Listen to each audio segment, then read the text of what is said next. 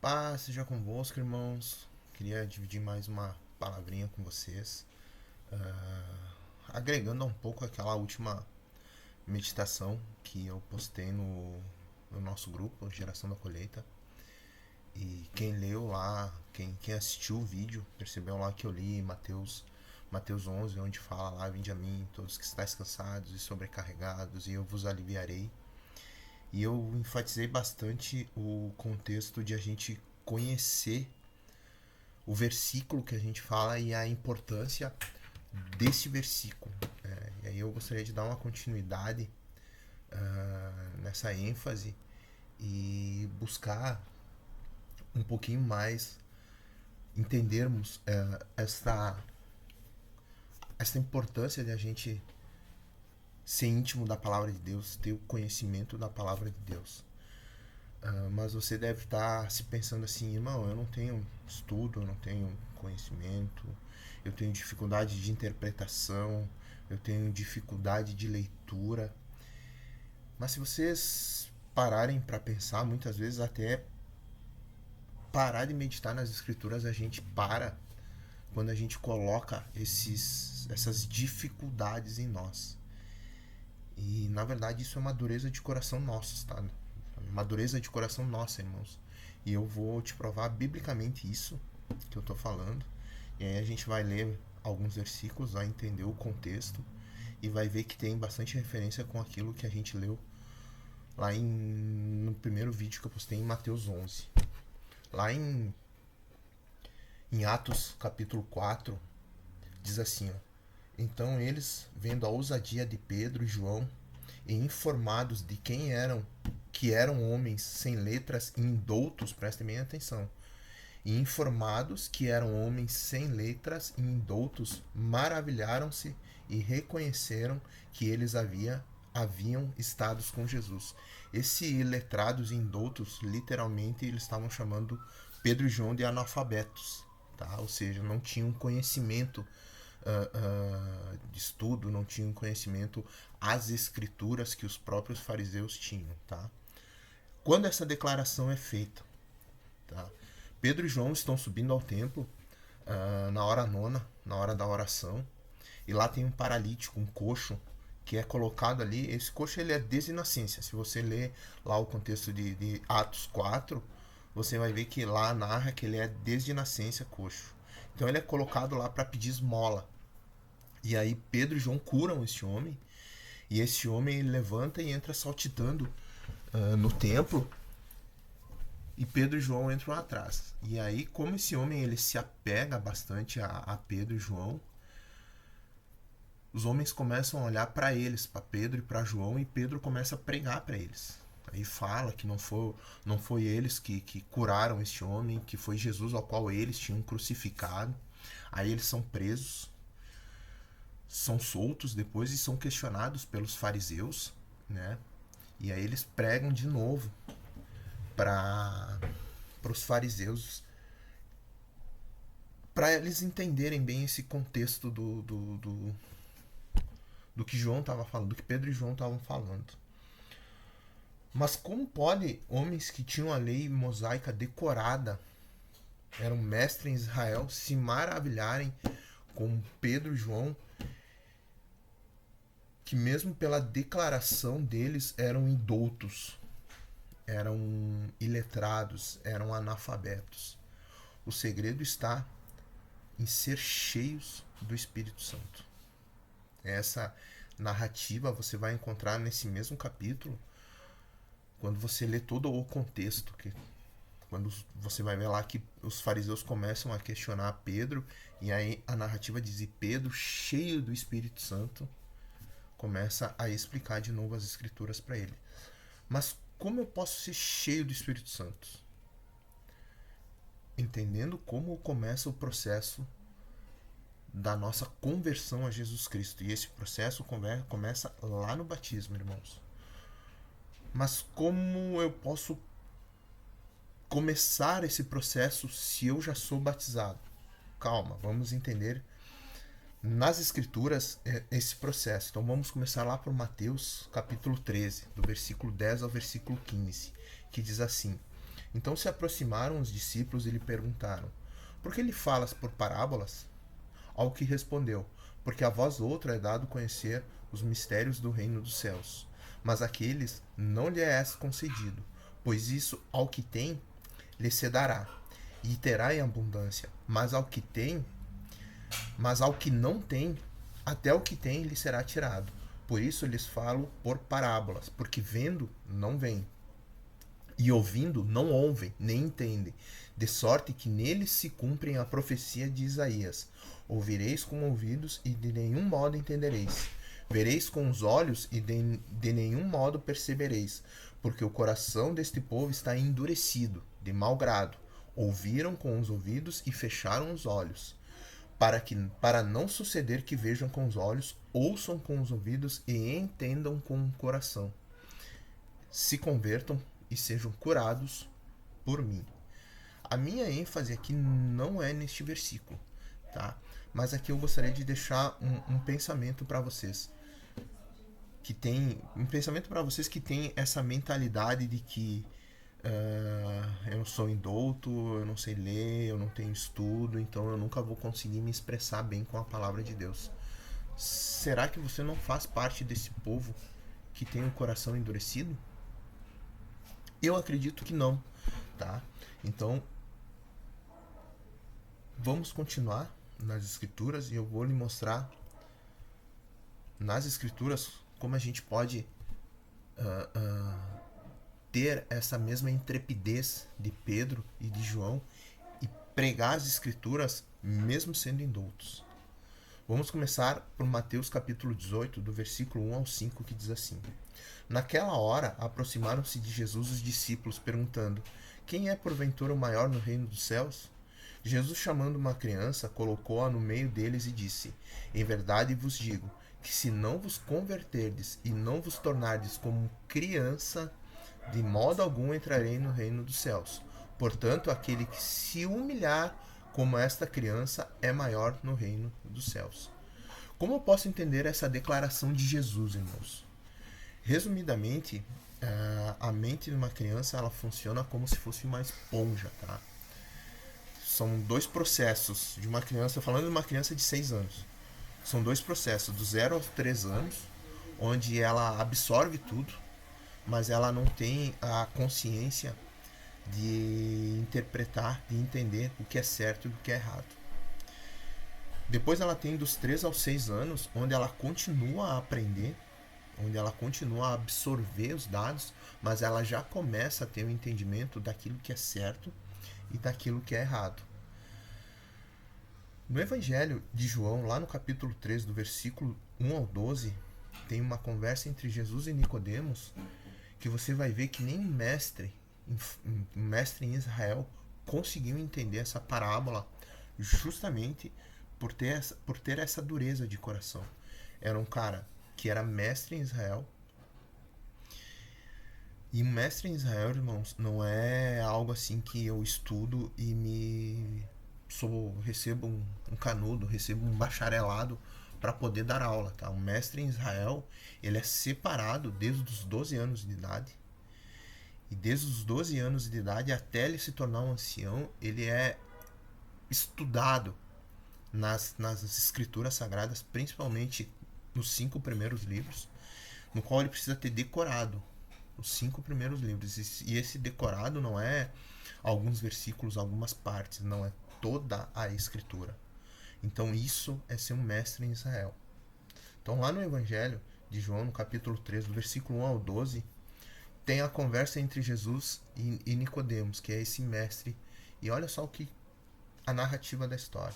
E havia entre os fariseus um homem chamado Nicodemos, príncipe dos judeus. Este foi ter com Jesus. Ele disse: Rabi, bem sabemos que é mestre, vindo de Deus, porque ninguém pode fazer estes sinais que tu fazes, se Deus não for com ele.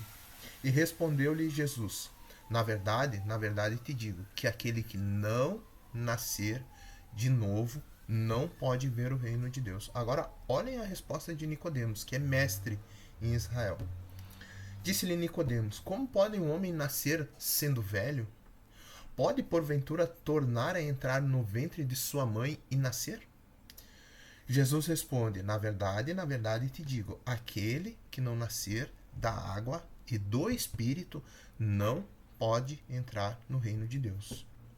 O que é nascido da carne é carne, o que é nascido do Espírito é Espírito. Prestem bem atenção na declaração de Jesus agora.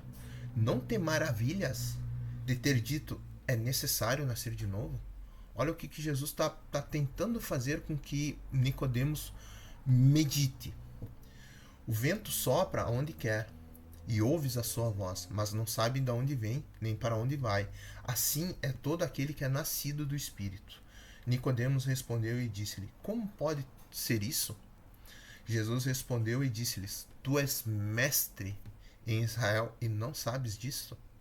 Na verdade te digo, que nós dizemos o que sabemos, e testificamos e vimos, e não o aceitais, o nosso testemunho. Se vos faleis das coisas terrestres e não crestes, como crereis se vos falardes das coisas celestiais? O que podemos entender lendo Mateus 18, que Jesus fala sobre a criança, e João 3, que é a narrativa dessa conversa com Nicodemos. É exatamente nos desfazermos, irmãos, deste velho homem, desta velha mulher, desta velha criatura, e nascer como um recém-nascido, um bebê de colo, só que em Cristo. Não nos desfazendo desse corpo, não nos desfazendo desse tabernáculo, como tu vê que Paulo fala nas suas cartas, mas nos fazendo da mentalidade, dos nossos conhecimentos, daquilo que pelo menos a gente acha que conhece. Se eu não nascer de novo, esse nascer de novo, na verdade, não é simplesmente nos batizar, não é simplesmente descer as águas, mas é o de eu ser uma criança, assim como citado por Jesus lá em Mateus 18. Eu não posso entregar a minha vida para Cristo permanecendo nos modos antigos. Eu não posso entregar a minha vida a Cristo tendo os mesmos pensamentos que eu tinha antes de entregar a minha vida a Cristo, antes de descer as águas. Tu vai ver que Jesus ele cita mais duas parábolas nesse contexto, que está lá em Mateus 9, do versículo 16 ao 17, que diz assim, ó: Ninguém põe remendo de pano novo em veste velha, porque o remendo tira parte da veste e fica maior a sua ruptura, fica maior o buraco. Ninguém põe vinho novo em odres velhos, do contrário, rompem-se os odres, derrama-se o vinho e os odres se perdem, mas põe vinho novo em odres novos, e ambos se convertem. Entende que aqui o que Jesus está falando, ele está dizendo que a gente vai continuar com a roupa velha, a gente vai continuar com um odre novo, com um odre velho, mas é a parte externa, é o corpo, onde a gente não pode se desfazer dele, porque isso voltará para a terra, voltará para o pó. Mas a nossa mentalidade, essa nossa nova criatura, essa nova criação, ela é precisa mudar. Ela é preciso mudar.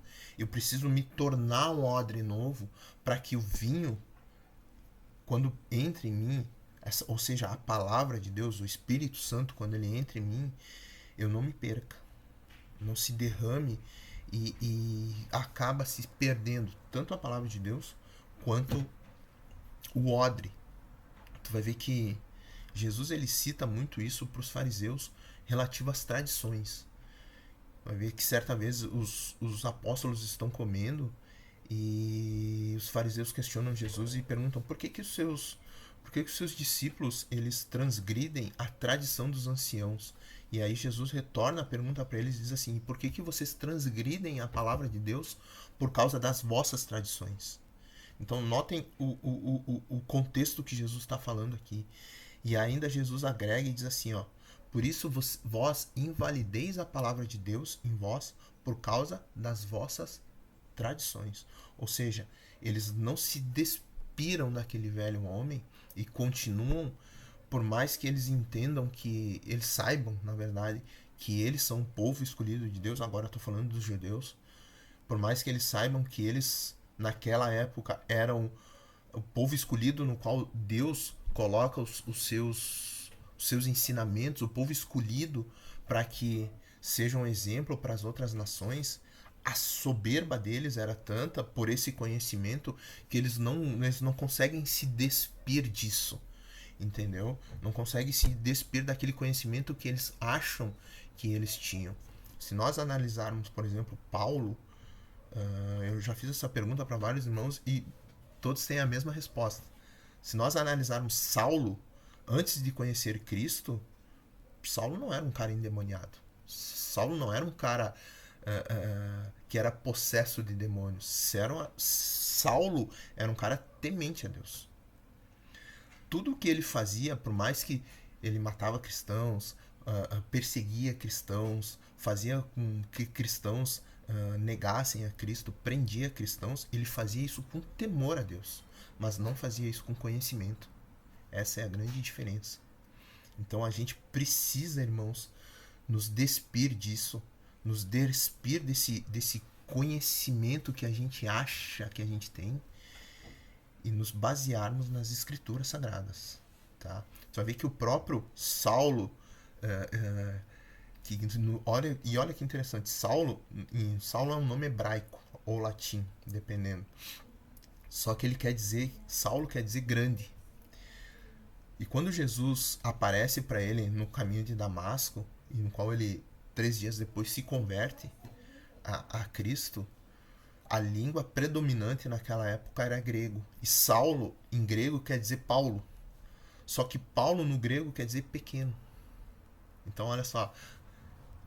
Saulo, sendo mestre em Israel, sendo doutor, porque ele mesmo diz isso, sou fariseu dos fariseus, na lei irrepreensível, o seu próprio significado significava grande. Mas quando ele entrega a sua vida a Cristo, no qual, por cristocidência, a língua predominante na época era o grego, seu nome no grego é Paulo, e Paulo significa pequeno. E olha só a declaração que ele faz lá em Coríntios, no capítulo 5, no versículo 17. Assim, se alguém está em Cristo, nova criatura é. As coisas velhas já se passaram, e eis que tudo se fez novo. E quando você lê o contexto desse versículo, você verá que as coisas velhas que já se passaram não são os seus problemas. Essas coisas velhas que se passaram são as suas condutas. São aquele velho modo de pensar. E este viver não é mais o viver com os pensamentos antigos, e sim pela nossa nova conduta, irmãos, sendo guiados pelo Espírito Santo, como você encontra no versículo 5 de 2 Coríntios, desse mesmo capítulo, no contexto que a gente leu aqui. Então, irmãos, por mais que você já tenha passado pelo processo de batismo, de descer as águas, pensem bem nessas questões que meditamos, que lemos, porque mais que você pense que você se batizou, e essa questão não estava muito bem clara para você lá quando você entregou a sua vida para Cristo, hoje você pode se tornar como uma criança em Cristo Jesus. Recomeçar a sua vida se despindo dessa velha criatura e se permitindo ser a habitação do Espírito Santo em você. Independente do tempo que você está no Evangelho, independente do tempo que você tenha se convertido, precisamos nos humilhar como uma criança.